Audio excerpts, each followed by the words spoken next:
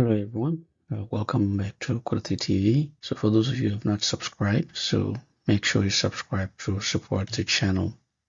So I want to weigh in on the saga that has now dominated the social media, the appointment of the daughter of the president. So Adut Kiir Mayadit. So she's been appointed as a senior advisor for special programs. So many people applaud the president, they congratulate Adut, some people are lamenting it. So is the appointment problematic or is it just normal? Some people will see it as normal, some people will see it as problematic. So some people will say, no, it's not a problem. Why? Because others have done it. So the president is not the first one to do it.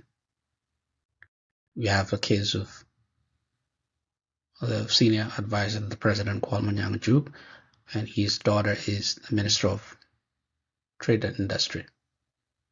So that's not a problem. If others are doing it, why not the president? And Kwalmanyang is not the only one. You have Dr. James Waniga, the former Speaker of the House, and it was also the former first Vice President and Vice President. So his son, Kosiwani, has also been appointed recently by the president to a government position, senior government position. Then you also have Daniel Awed-Akut. He's also a senior SPLM member, also senior government member, who had his daughter recently also decreed into a government position by the president, Awed-Akut. So some people will say, no, that's not a big deal. Why would other people have their children appointed to senior government positions and not the children of the president? Now that's the argument people are making. Another argument people are making is she's qualified. So it is not that she's put into a position where she's not qualified, because most of us have been talking about incompetence in government. So if she's qualified, then the argument we are making about incompetence in the government does not apply. So how is she qualified? She runs a foundation that is helping people in their home area. So she can point on to something and say, this is what I've done. And we've talked about this. If you want to know someone may potentially perform well, so you look at what they've done in the past.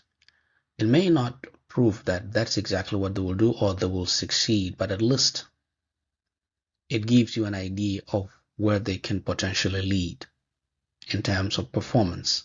So he runs the foundation. Many of you have seen the name of the foundation. It's Adut Kiir Foundation. So it's delivering services, for example, clean water, building a bright future for children. And she's traveled and spoken about this. So that means she's qualified. Now you cannot take away that from her.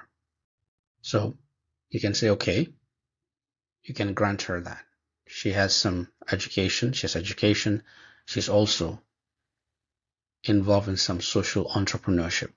So people who say she's qualified are wrong. She's also very well spoken. She's soft spoken. So she has all the qualities of being a politician. But then you also have to ask yourself another question. Is she the most qualified? Because when you have candidates for a certain position, you don't just say so-and-so is qualified, so they get the job. No. You look at other candidates who are qualified, and then you choose the most qualified. Is that the case? We don't usually know, but most likely we can give example. These are just sample examples. We have other social entrepreneurs in South Sudan. We have Dr. Jogmadut, who's been running the Moral Academy. He founded this and he's helped many young people go through school. So if you're talking about qualified people who are running foundations and who are also qualified to be senior advisors to the president, then you have someone like Jogmadut. So is Adut more qualified than Jog in terms of experience, in terms of education, in terms of social entrepreneurship? I don't think so. You also have Valentino Achak.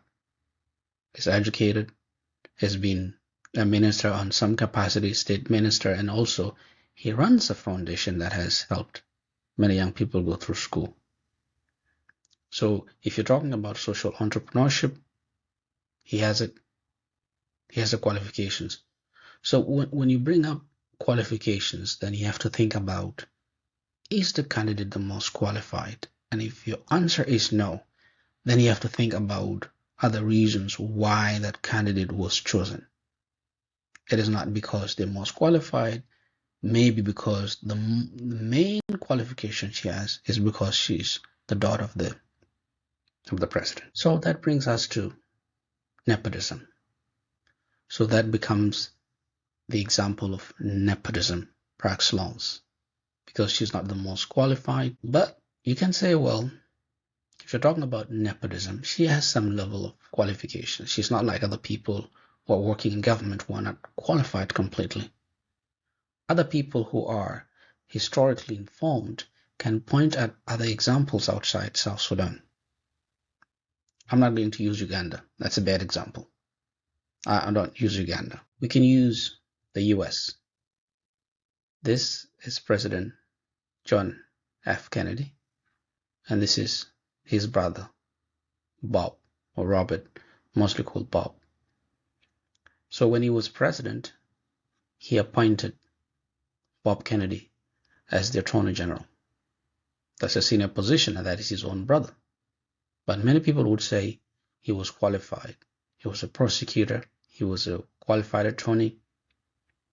So, but we can also ask, was he the most qualified? Maybe not. Maybe because he trusted him more than that. So some people will say that's the same thing with Adut Kiir. You can make that argument. It's a strong one, because she may not be the most qualified. But I think Robert had proven himself more than Adut has. So other examples which I don't want to use are the case of Donald Trump. He appoints his relatives, daughters-in-law, sons, daughters to senior government positions. So you can also make that argument. So President Kiir is not the only problem. But then you have to ask yourself, two wrongs don't make right.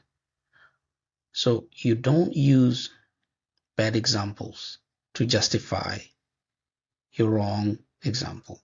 You usually learn from best practices, but if you use bad practices to justify your examples, then your leadership may lead to an abyss, may lead the people and the country and the state building, nation building into an abyss. So you don't use a bad example, you use good examples. So to say, for example, Kwalmanyang has done it, Awit has done it, Wani has done it, so why can't the president do it?